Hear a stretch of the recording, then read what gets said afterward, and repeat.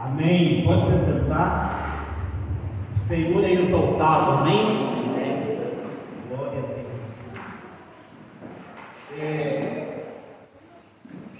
Já que vocês estão indo cada vez para mais longe, eu vou ficar mais perto. Hoje ficou um pouco longe as cadeiras, né?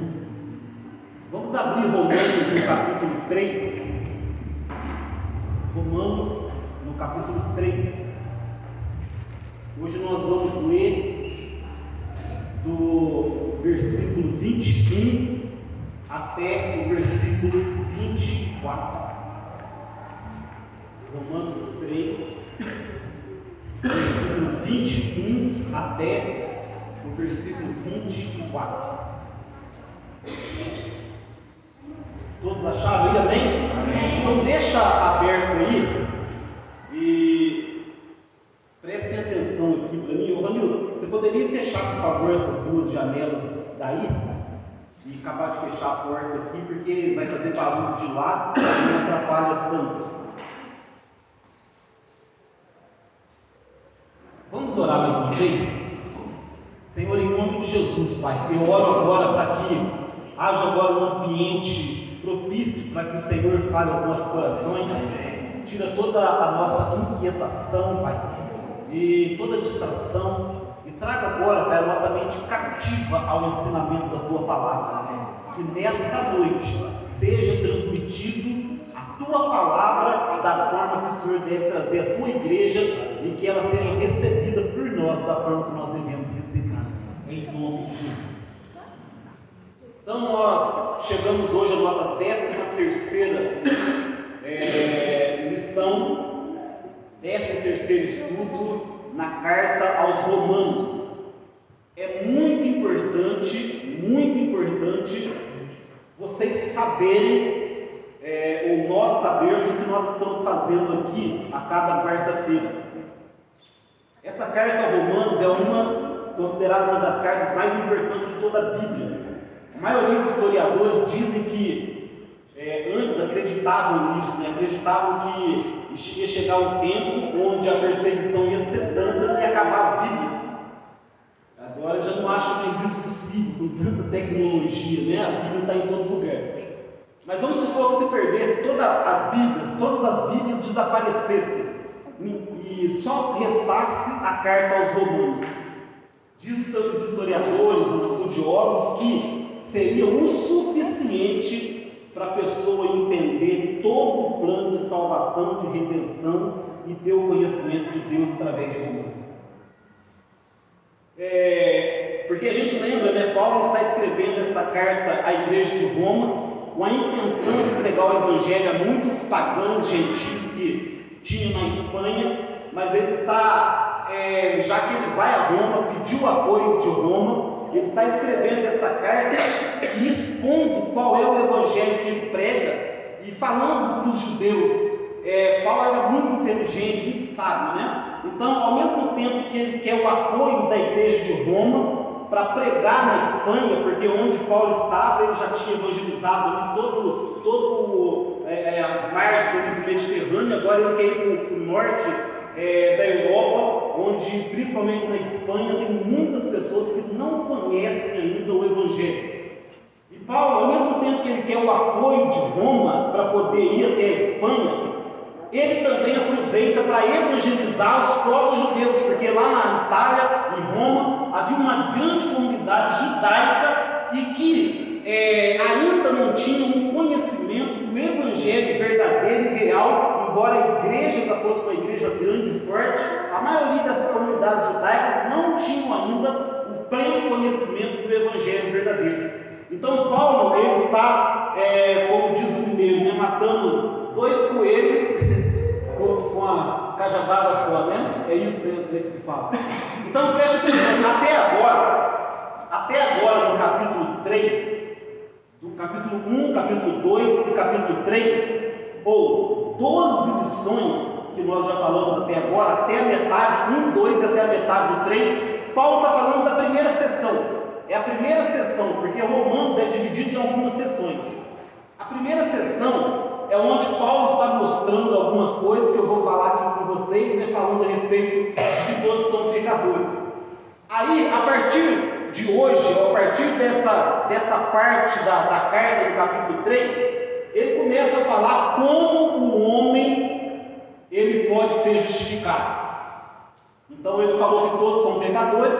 Agora, no capítulo 3, até metade do capítulo 3 até o capítulo 5, ele vai falar a respeito de como o homem pode ser justificado, já que ele é pecador.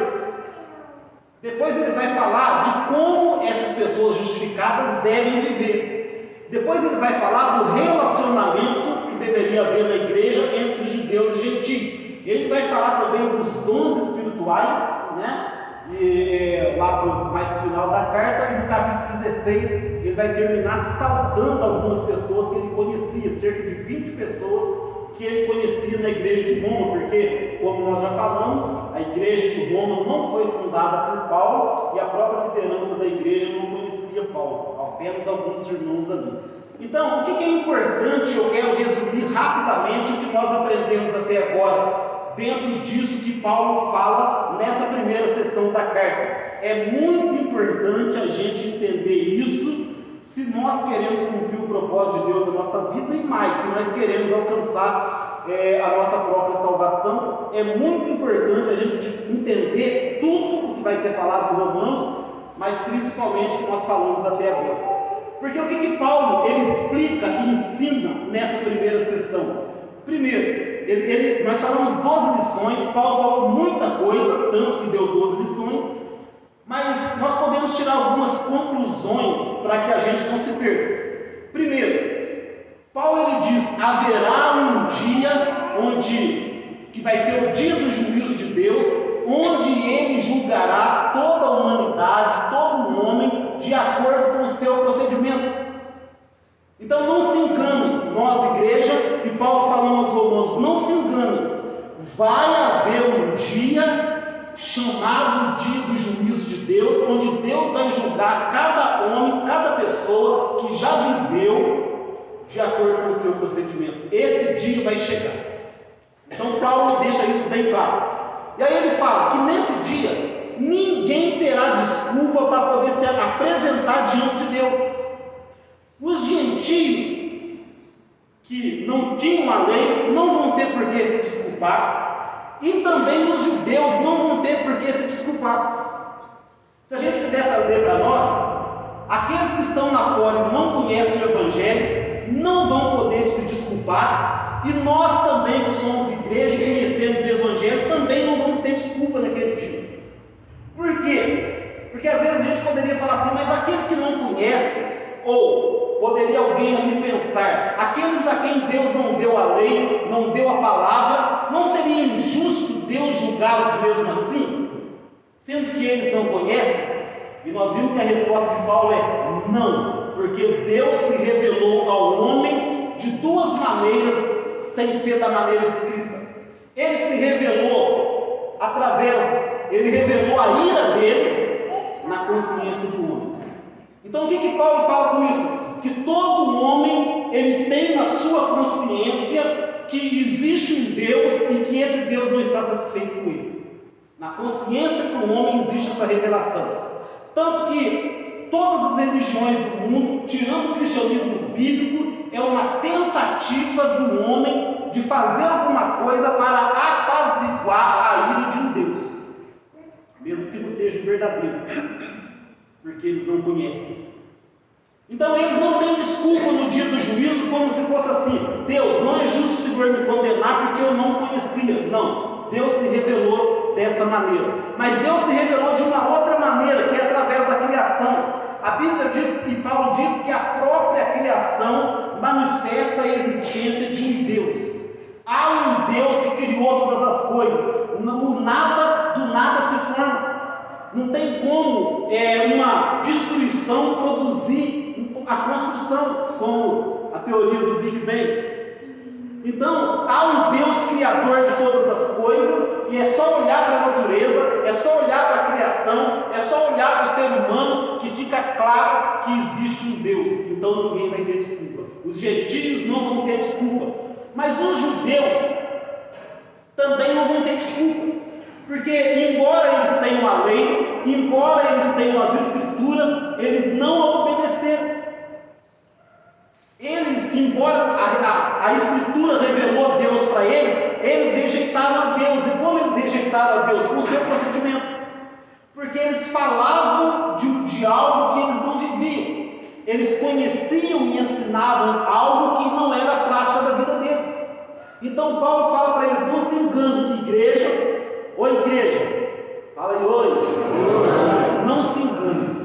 Não é por vir à igreja, não é por fazer parte de um ministério, não é por pregar, não é por carregar a Bíblia, não é porque nós levamos o nome. O que Paulo diz para ele? Não é porque vocês levam o nome de judeu, não é que vocês são salvos. Não é porque vocês são considerados povo de Deus que vocês são salvos. Também não é porque vocês têm a lei, conhecem as escrituras, que vocês são salvos. E também não é pelo ritual da circuncisão que vocês são salvos. O que Paulo está querendo dizer, aplicando para nós aqui? Não é por vocês serem chamados de igreja cristãos que vocês são salvos. Não é por vocês conhecerem o Evangelho que vocês são salvos. Não é por vocês terem batizado nas águas que vocês são salvos. Não é por vocês orarem em línguas e profetizar que vocês são salvos. Não é por vocês expulsar demônios que vocês são salvos. Não é por vocês curar enfermos que vocês são salvos. Vocês são salvos pela fé em Cristo Jesus. Vocês são salvos por aceitar esse Deus que de graça concede a vocês a favor. Então não se engane. Não se engane. Terceiro, Paulo diz que os judeus não terão privilégios por serem povo de Deus, por terem palavra, por terem sido circuncidados. Já comentei esse ponto, né?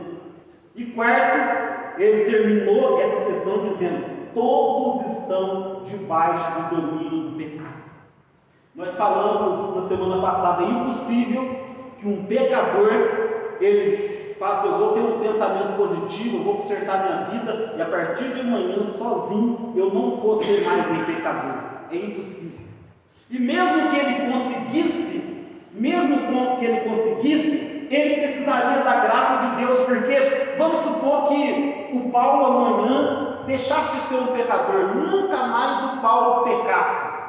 Ele merecia salvação? Não, porque e os pecados que ele já cometeu anteriormente? Lembra que eu falei? Imagina você compra um carro em 80 prestações, e aí você deixa de pagar 20, né? Mas aí você fala assim: não, mas agora eu não paguei essas 20, mas agora a 21ª, a partir da 21ª eu vou começar a pagar. Ok, vai começar a pagar. Resolveu? Não, você tem que pagar as 20 que ficou para trás. Entende? Então há uma dívida que ficou para trás. Então entenda. Não tem como você, por você mesmo, amanhã deixar de ser um pecador. Parei de pecar. Nós só seremos livres da presença do pecado quando a gente estiver no céu. Hoje o que nós podemos é ser livres do domínio do pecado através do Espírito Santo que habita em nós.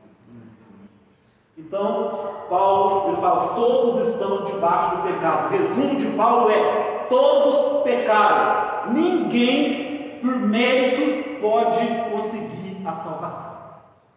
E agora Paulo ele vai começar aqui a segunda sessão, porque já que todos são pecadores, já que todos pecaram, como então um homem pode ser justificado? É isso que Paulo vai começar a falar hoje, a partir do capítulo 3, quer dizer, já falou há muito tempo atrás, e nós vamos começar a falar. Amém? Então vamos lá para a leitura desse capítulo 3, a partir do versículo 21 ao 24, que diz assim: manifestou uma justiça proveniente de Deus, independente da lei, mas da qual testemunham a lei dos profetas. Isto é, a justiça de Deus por intermédio da fé em Jesus Cristo, para todas as pessoas que creem, porque não há distinção, porque todos pecaram e destituídos estão da glória de Deus, sendo justificados gratuitamente por sua graça, mediante a redenção que há em Cristo Jesus. Amém? Glória a Deus por isso. O que nós precisamos entender aqui? Em primeiro lugar, aqui fala que se revelou a justiça de Deus. Então, a primeira coisa, nós precisamos entender o que é a justiça de Deus. Aqui significa, Deus é um Deus justo. Amém? Amém. Um dos atributos de Deus, uma das qualidades de Deus, é que Ele é justo. Deus é absolutamente justo. Então, se Deus é justo, significa, porque o que é ser justo? É tratar as pessoas da maneira que elas merecem. Não é isso que é justiça? É tratar a pessoa de acordo com o que ela merece. Todo senso de justiça, todo homem justo, ele vai tratar as pessoas de acordo com o que elas merecem.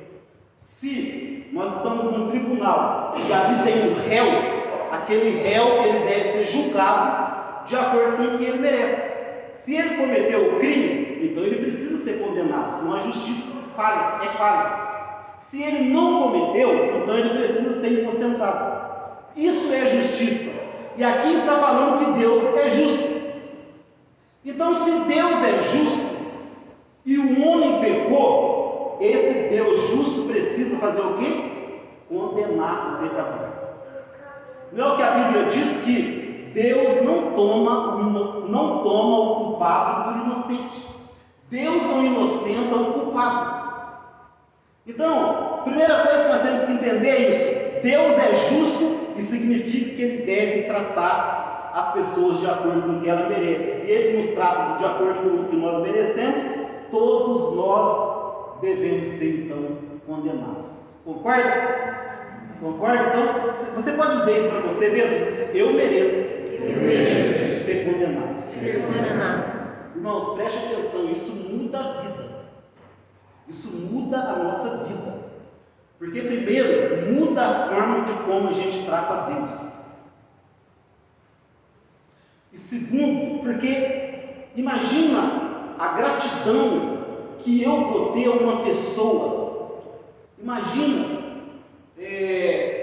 o Alisson aponta uma arma para mim, né, para poder me dar um tiro. E aí, de repente, o Paulo fala: não, é melhor eu morrer, eu sou intercessor do pastor Jubi, é melhor eu morrer. Ele entra na minha frente e leva o tiro. Imagina a gratidão que eu vou ter pela vida do Paulo. Imagina o que eu vou fazer para o Mateus e para a Vera.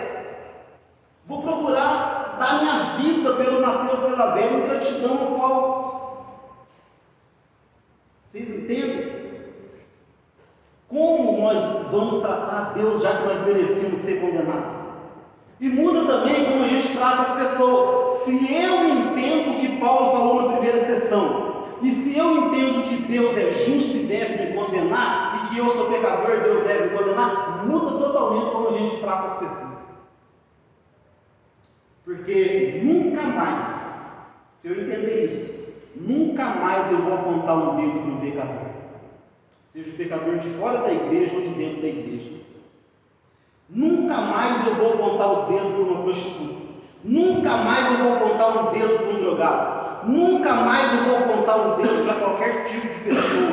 Pode ser o pior maníaco, estuprador, assassino. Nunca mais eu vou ter coragem de estender o dedo para essa pessoa.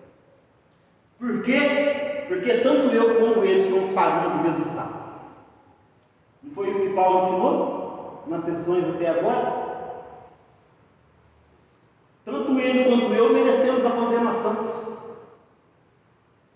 Nunca mais eu vou ter coragem de apontar um dedo para uma pessoa da igreja quando ela falhar, quando ela cair. Isso muda a vida.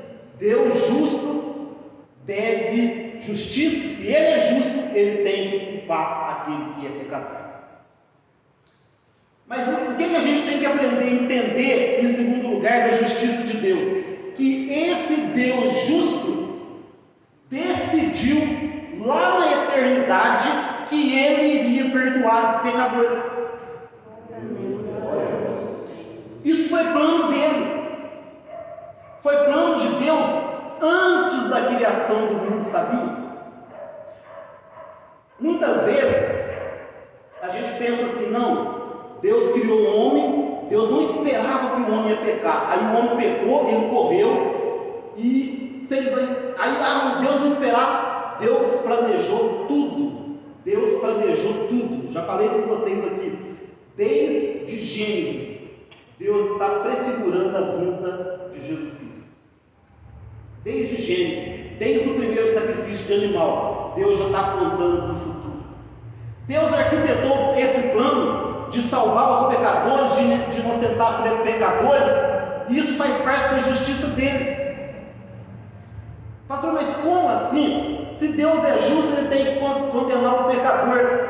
Mas o que Deus fez?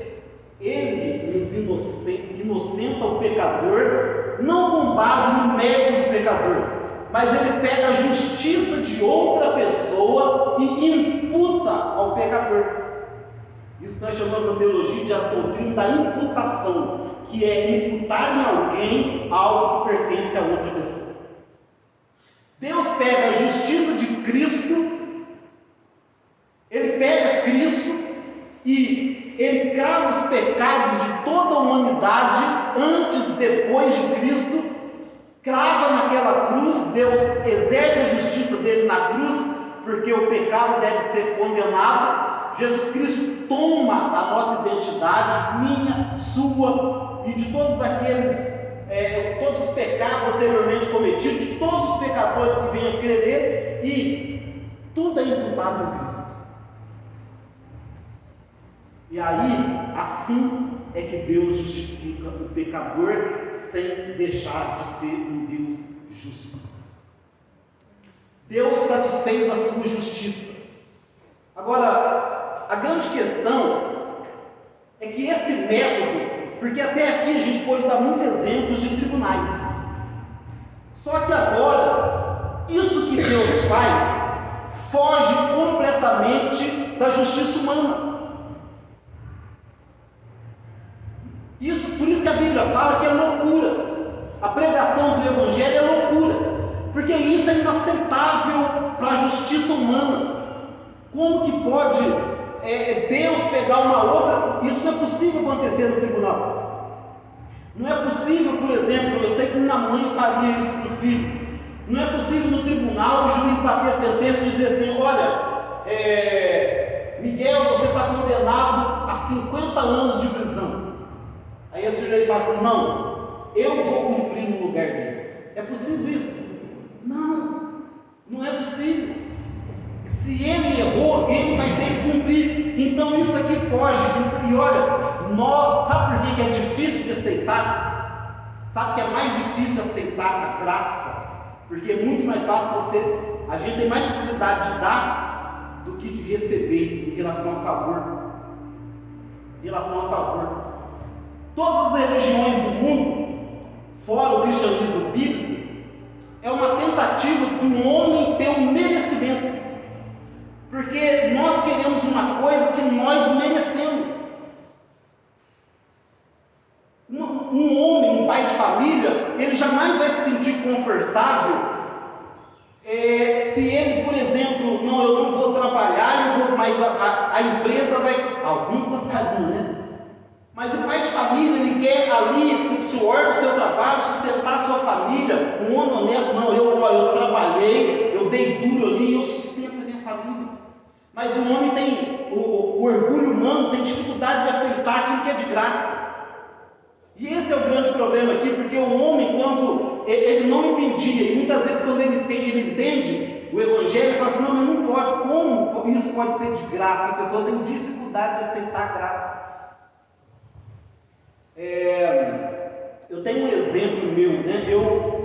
Desde que eu casei, Eu sempre fui à luta de alguma forma e nunca deixei faltar nada para minha família. Mas teve 30 dias de toda a minha história, 30 dias, que eu tive que morar na casa da minha cunhada de favor. Antes de vir variar, 30 dias, eu não tive possibilidade de sustentar a minha família, eu morei de favor na casa da minha cunhada. Ela tratou a gente super bem, eu a Inês e a Lívia bem pequenininha. Ela tratou a gente super bem, mas eu me sentia mal. Cada dia que eu olhava, eu pensava, eu sentava na mesa para comer, eu sentia mal. Eu sentava na sala para assistir televisão, eu sentia mal. Eu ia dormir, eu me sentia mal, porque eu estou de favor aqui. Como pode? Eu não posso submeter a minha família a isso. Eu não posso ficar nessa situação.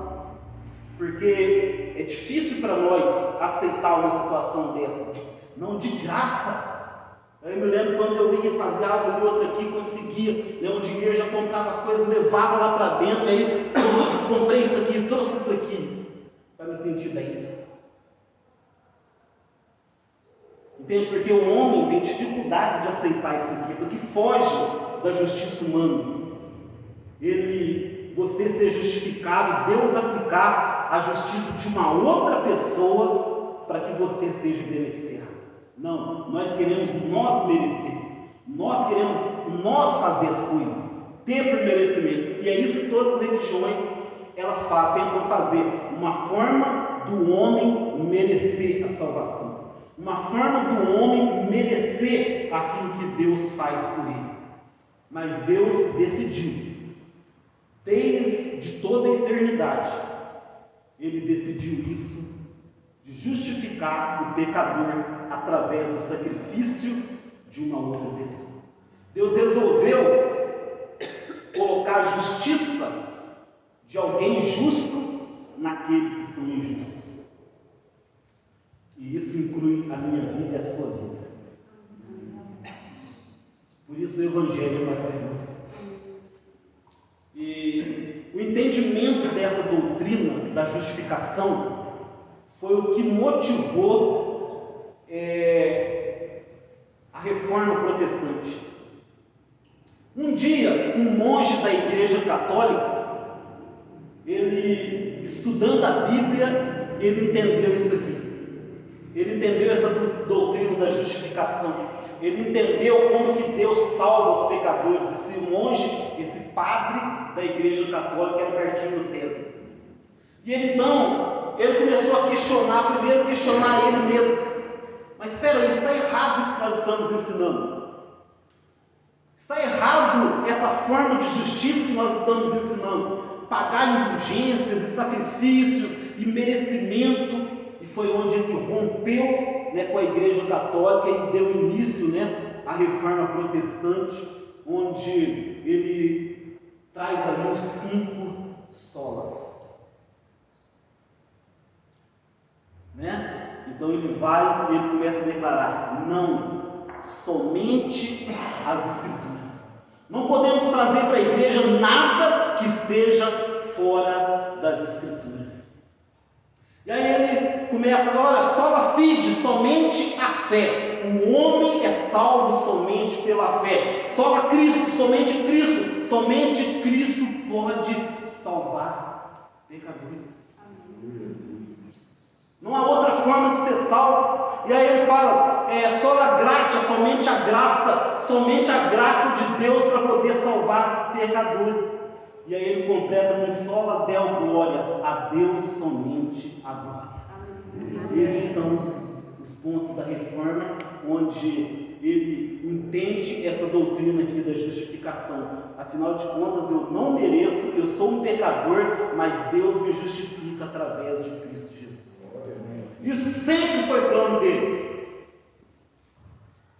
E que é o versículo 21, Paulo vai agora também dizer, ainda dentro do versículo 21, da maneira que essa justiça se manifestou. Porque no 21 ele fala: mas agora se manifestou a justiça de Deus. Então, primeiro, se manifestou agora, ou seja, não é uma coisa nova. Ela se manifestou agora. ela já existia antes, mas não estava clara. Ela foi traga com tipologia, símbolos, né? Tudo aquilo que era feito no Velho Testamento, mas ela não estava clara. Mas agora, em Cristo, se manifestou esta justiça. A partir da vinda de Cristo, toda vez que a Bíblia fala últimos tempos, esse tempo está falando, ou nesses últimos tempos, está falando a partir do momento que Jesus Cristo ele veio a essa terra. Então ela não é nova, ela já existia, sempre foi plano de Deus salvar pela fé, sempre foi plano de Deus, sempre foi somente a graça, mas não estava claro. Mas agora Cristo deixa isso claro, e é isso que o Evangelho ele deixa claro aqui para nós também. Então se manifestou agora, mas já existia antes. E interessante que ele fala aqui, mas agora se manifestou, independente da lei, a justiça de Deus. O que ele está falando aqui? Porque agora, quando ele fala sem lei, ele está falando daquilo que falou nos versos anteriores, 19, 18, desse capítulo 3. Porque o que diz ali? A lei, ela foi dada para o conhecimento do pecado. Olha, vamos ler o verso 19 do capítulo 3. Então diz assim: olha, sabemos que tudo que a lei diz aos que estão sob o domínio da lei, para que toda a boca se cale e todo mundo fique sujeito ao juízo de Deus. Aí o 20: porquanto ninguém será declarado justo diante dele confiando na lei, pois é precisamente por meio da lei que chegamos à irrefutável conclusão de que todos somos pecadores. Bem? Então de que lei Paulo está falando aqui? A lei moral de Deus resumida nos 10 mandamentos. Então ele está dizendo aqui que para que a lei serve? A lei serve para calar nossa boca, porque está escrito que você não deve fazer aquilo que você faz. E serve para que ninguém tenha desculpa diante de Deus, e serve para mostrar que nós somos pecadores. Como eu falei, né? Dei o exemplo da semana passada, né? Por exemplo, tem uma batida no trânsito. Como que você vai saber que você está certo ou errado? Por causa da lei. Se não tivesse lei, você jamais saberia num trânsito, numa batida, quem é que está certo e quem é que está errado. Mas porque tem uma lei, nós temos o conhecimento de quem está certo e errado. É para isso que servia a lei. Mas aí ele fala, mas agora, independente da lei, se manifestou a justiça de Deus. Aí ele fala, testemunhada pela lei e pelos profetas. A lei que ele está falando aqui, aí já não é mais a lei moral de Deus, porque ela foi testemunhada pelos profetas. Ou seja, ele está falando de toda a escritura judaica, ou seja, o Velho Testamento. Então o que Paulo está falando? Olha, não sou eu que estou falando isso. Eu não estou ensinando nada novo para vocês. Está aí na Bíblia de vocês. Abre aí. Paulo poderia falar, abre aí Isaías 53. O que está escrito aí? Mas ele foi moído por causa das nossas transgressões. O castigo que nos traz a paz estava sobre ele, e sobre as suas pisaduras nós fomos sarados. Então o que está escrito aí, judeu? Está escrito justamente o que eu estou falando, que nós não merecemos, mas Deus pegou uma outra pessoa, quer dizer, nós estamos nos beneficiando do sacrifício de uma outra pessoa. Então eu não estou ensinando nada novo. Paulo podia dizer, olha, vê aí como que Davi, né, no Salmo 56, ele diz, bem-aventurado o homem a quem Deus não imputa pecado. Como que Davi poderia dizer isso, se ele cometeu grandes e terríveis pecados? Porque ele sabia e ele entendeu a doutrina da justificação antes mesmo de Cristo, porque tudo o que está escrito na Escritura, no Velho Testamento, aponta para a vinda de Jesus Cristo. Amém, igreja? Amém. Você está conseguindo entender isso? Amém. Glória a Deus. Terceiro ponto. Paulo vai falar como é então que essa justiça nos alcança. Como que a justificação chega até mim? Então, o que Paulo está falando? Eu já entendi Já entendemos que todos somos pecadores e que Deus justifica, Deus decidiu justificar o pecador. Mas como isso chega até mim? Como que eu posso me apropriar dessa justificação? É o que está no versículo 22, quando ele diz assim: isto é, a justiça de Deus por intermédio da fé em Jesus Cristo, para todas as pessoas que creem, porque não há distinção. Amém? Amém. Como que isso chega até mim? Única e exclusivamente mediante a fé em Jesus Cristo. O que é a fé? A fé é uma mão que se estende, é você simplesmente entender a sua posição e saber que Deus tem uma promessa e você crê naquilo e você estende a mão para poder receber. Que é você reconhecer: Deus, eu reconheço, eu entendi, eu sei que eu sou pecador, eu sei que eu mereço a condenação, eu sei que para mim não tem jeito, mas o Senhor resolveu, por amor, o Senhor estabeleceu um plano para que eu não fosse condenado, que é o sacrifício do teu próprio Filho na cruz do Calvário, e eu creio nisso, e está aqui, Deus, as minhas mãos para poder receber do Senhor essa promessa. Isso é a fé. Isso é a mesma fé que depois vai transformar a nossa vida. Mas primeiro, a gente tem que ir do jeito que a gente está. Então a fé é a confiança firme na promessa de Deus e ela caminha com entendimento. A fé caminha com entendimento. Porque a fé sem entendimento vira misticismo. Vira misticismo. A fé sem entendimento, a gente sempre vai pensar que, não, eu tenho fé que um anjo vai descer dos céus e vai falar comigo. Não, a pastora Inês chamou eu aqui na frente e os presbíteros estão orando, e eu creio que Deus vai revelar a minha vida para um deles. Ele vai vir aqui, vai pôr a mão na minha cabeça e vai falar tudo que eu estou vivendo e tudo que eu tenho que fazer. Isso pode acontecer? Até pode. Mas a gente sempre quer que aconteça assim. Mas a palavra acabou de ser ministrada, o entendimento acabou de ser pregado para que você entenda e tome posse.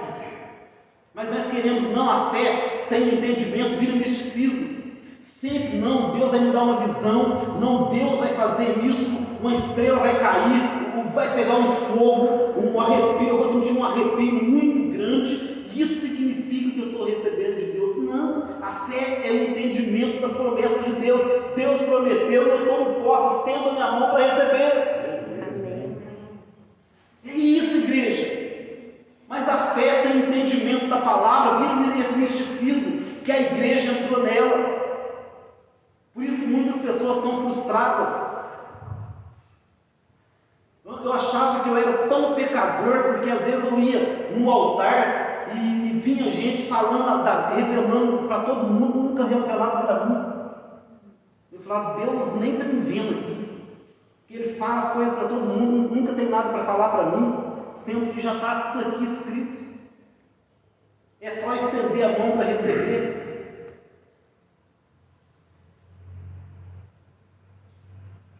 Por isso as pessoas andam atrás de tudo aquilo que é místico.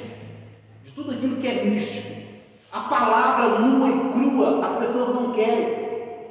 As pessoas querem um avivamento que é trago por ondas, por coisas, enquanto que o verdadeiro avivamento só pode acontecer com o entendimento da palavra. Pastor, mas desceu um anjo, nós vimos os anjos passear no nosso meio, e daí? A Bíblia fala: se um anjo descer do céu e falar qualquer coisa contrária à palavra, que seja maldito. E daí que desceu o anjo? O que importa é o que foi falado. O que aconteceu quando o anjo desceu? Lembra do movimento do cair do Espírito? Uma vez falaram comigo isso, e para mim eu entendi. Não preocupa se caiu, se não caiu, o importa é como a vida ficou depois que levanta. Houve mesmo uma intervenção de Deus que derrubou aquela pessoa, então na hora que ele levantar, nunca mais vai ser a mesma pessoa. O entendimento da palavra.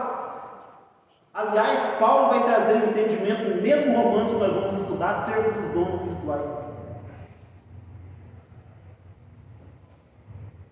Agora, a fé, ela é a compreensão de quem nós somos e de quem Deus é. Eu compreendo quem eu sou e quem Deus é. Eu tenho esse entendimento.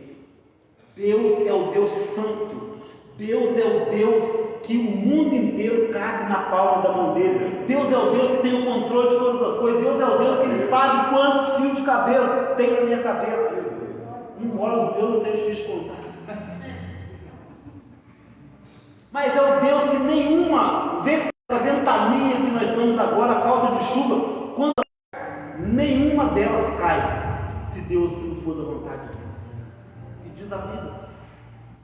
É esse Deus que nós tivemos, um Deus que, se Ele quiser acabar com a tua vida agora, Ele acaba. Por isso eu não entendo as pessoas dizendo, eu não tenho tempo para Deus.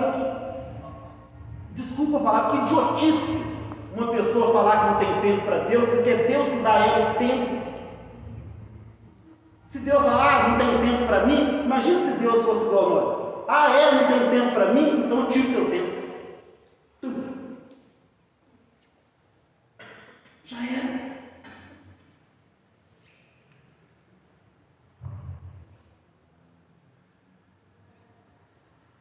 Agora, como eu posso crer se eu estou certo? A salvação é pela fé, amém?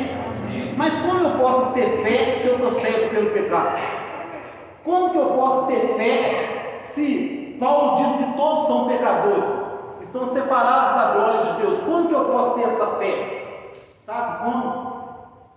Até a fé que nós temos, porque a gente poderia falar, eu estou em vantagem com o Paulo, porque eu tenho fé, o Paulo não tem. Não, mas até a fé é um dom de Deus para mim, não provém de mim mesmo. Sabe por que você creu um dia em Jesus Cristo? Você realmente creu? É porque Deus te presenteou com o dom da fé. Um dia, o Espírito Santo, quando você ouviu o Evangelho, o Espírito Santo tocou na sua vida de uma forma sobrenatural, colocou você em uma fé que te levou a crer em Cristo, porque senão nunca você e eu teríamos crido. Por isso as pessoas têm dificuldade de aceitar a doutrina. Me fugiu a palavra. Dificuldade de aceitar a predestinação. Porque eles pensam assim, essa doutrina é errada porque significa que Deus amou uns e rejeitou outros. Não, significa que Deus antes de todas as coisas sabia quem creria e quem não creria. E você recebeu esse dom vindo de Deus. Então como que agora a quem essa justiça é concedida? Versículo 23. Porque todos pecaram e destituídos estão da glória de Deus. A quem ela é concedida? A todos. Porque quem pecou? Todos pecaram. Quem se separou de Deus? Todos. Todos nós, então, todos pecaram e carecem, a tradução, não gosto, carecem. Essa é a tradução que nenhuma Bíblia deveria mudar, Sabe por quê? Porque carecer significa que ficou faltando. É como alguém que fez de tudo, mas não conseguiu. Imagina que você está numa corrida e você corre, mas antes do final você tropeça, cai e não aguenta mais, você não conseguiu chegar, ficou faltando alguma coisa. Os os pagãos tentaram, inventando religiões e mais religiões. Os judeus tentando cumprir a lei, mas tanto um quanto o outro falhou e não conseguiu chegar ao conhecimento da salvação.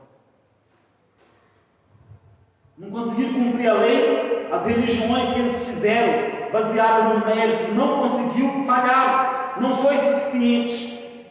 Não conseguiu conseguirem ir até o final, não conseguirem cumprir o objetivo, porque é somente através de Cristo que o homem pode ser salvo. Ninguém pode ser salvo por si mesmo e por mérito próprio. E para finalizar, é aí então que vai entrar a graça de Deus, porque Paulo, ele já está antecipando que algum judeu pode perguntar para ele: mas como pode ser isso? Se Deus é justo, como ele pode justificar de graça? Porque é o que está escrito no versículo 24. O 23 diz, né? Todos pecaram e carecem da glória de Deus, sendo, pois, justificados gratuitamente por sua graça, mediante a redenção que há em quem? Em Cristo Jesus. Então essa pergunta, Paulo, mas como? Se Deus é justo, como ele pode justificar e de graça? Porque Paulo aqui, ele até uma redundância, né? Mas ele reforça gratuitamente, de graça. É como se ele falasse, isso aqui é de graça grátis. Então, como que isso pode acontecer? A resposta está nessa frase aqui, presta atenção, que ele termina o versículo: mediante a redenção que há em Cristo Jesus. É importante você entender que essa palavra redenção, ela significa redimir algo ou alguém pagando um preço, pagando um dinheiro. Isso é uma linguagem que, principalmente em Roma, eles conheciam muito bem, porque havia vários tipos de redenções que aconteciam ali. Um deles, por exemplo, naquele tempo, muitas pessoas eram vendidas ou entregues como escravo. A gente tem a mania de pensar que só quem foi escravo foram os negros, né? Não, havia muito tipo de escravidão. Por exemplo, vamos supor que, deixa eu ver aqui, quem que eu poderia pegar, né? Vamos pegar aqui a Sirlei Claudinho, né? Estão aqui na frente aqui. Então, o Sirlei Claudinho, naquele tempo era assim, viu? Endividaram tanto que não restou outra opção. Foi lá o senhor cobrar tudo e não restou outra opção você entregar a Luísa como escravo. É só brincadeira, viu? É só... E aí entregou ela como escrava. Ela passou a viver como escrava. E aí ela foi crescendo como escrava, vivendo como escrava. Ela já está com 18 anos. Aí o Vicente se tornou um senhor. O Vicente está cheio da grana. Aí o Vicente vê aquela escrava lá e se afeiçoa por ela. E aí ele fala: eu quero redimir essa escrava aí, e eu vou pagar o preço que ela põe, o preço dela. E aí o senhor de Luísa põe o preço, o Vicente vai lá, paga, e ela vai deixar de ser escrava e vai passar a ser a legítima esposa do Vicente. Não estou professando nada, só estou dando um exemplo. Não vai falar, você fez uma profecia, não. Só estou dando um exemplo de quem está mais perto de mim aqui, viu? Por favor. Por favor. Vocês entenderam o que é redenção? Ela não tinha como deixar de ser escrava, ela não tinha como pagar, ela não tinha como sair daquela situação de escrava, mas veio um Senhor, se afeiçoou por ela, amou e disse: quanto que ela custa? 5 milhões, eu pago. E levou ela. Você não é mais escrava, agora você é minha noiva. Você é muito linda para ser escrava, você é muito bonita para ser escrava, você é muito graciosa para ser escrava, e eu te amei, foi amor à primeira vista, e está aqui. Você não é mais escrava agora, vou pôr um véu em você, nós vamos casar, você vai ser a minha esposa. Esse era um dos tipos de redenção que tinha, sabia? Era um dos tipos de redenção que tinha. Foi isso que Jesus Cristo fez. Por isso a Bíblia fala que Ele pagou por nós um alto preço. E aí, a Bíblia diz, Pedro ainda vai dizer, né?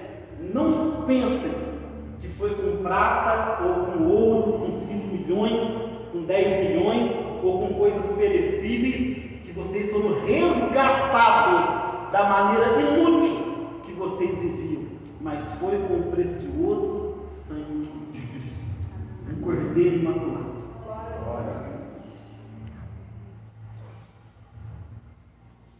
Isso é maravilhoso, igreja.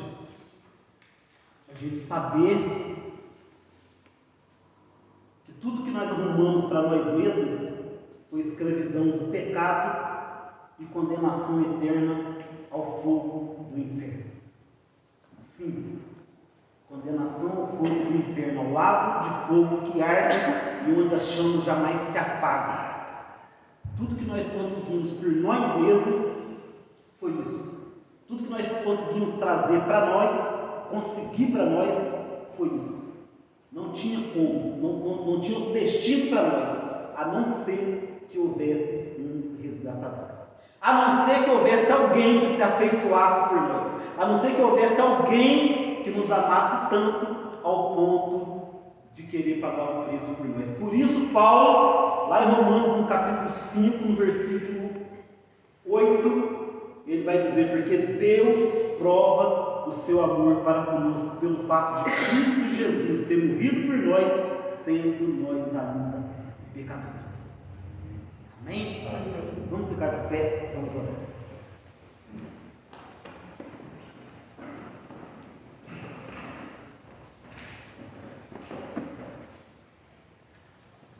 A palavra de Deus,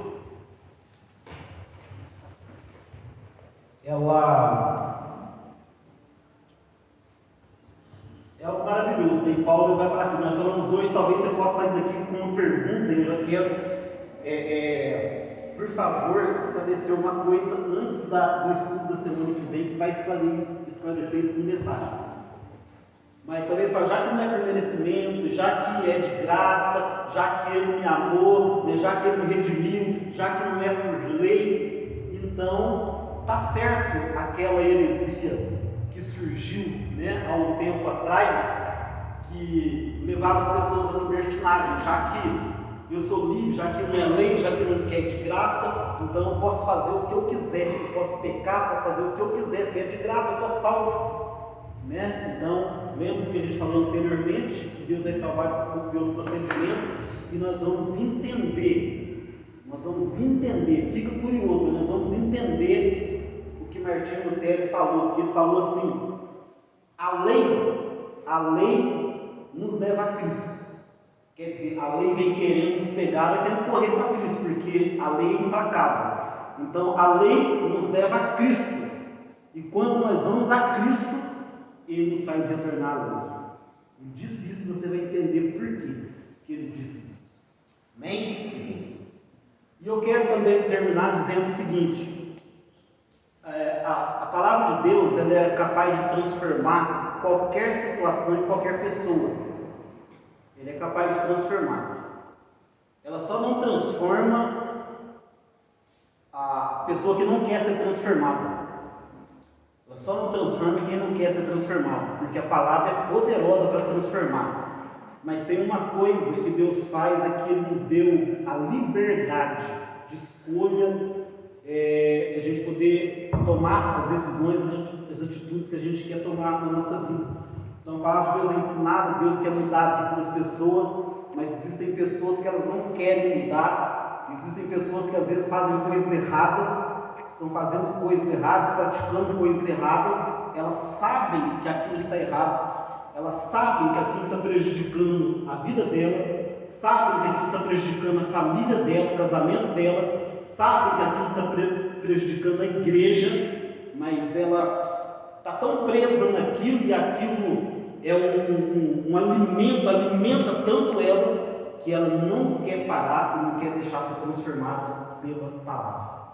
Entende? Então, a palavra, ela é poderosa para transformar, mas eu preciso querer. Amém? Deus, nós te louvamos e engrandecemos o teu nome, pela tua palavra, que o Senhor possa fazer com que nós recebamos ela, que ela nos traga um entendimento no nosso intelecto, na nossa inteligência, mas que ela também desça aos nossos corações, para que ela possa que ela quebrante os nossos corações e que nós possamos, Pai, baseado no entendimento da Tua palavra, ter fé no Senhor, crer nessa redenção, crer que o Senhor é um Deus que nos salve através da fé, e que isso, Pai, possa fazer com que a Tua igreja viva a salvação verdadeira. Eu tenho certeza que muitos que batizaram há anos atrás vão ter um verdadeiro encontro com o Senhor, porque estão recebendo nas suas vidas a essência do verdadeiro Evangelho. Eu oro por isso, que isso aconteça no nome de Jesus. Amém, gente? Lembrando só que para programações da semana, né, estão normais aí, mas no sábado a programação especial do nosso louvorzão que vai acontecer aqui com participação de muitas outras igrejas, e que no domingo o culto vai ser dirigido pelos jovens. Amém? Deus abençoe sua vida.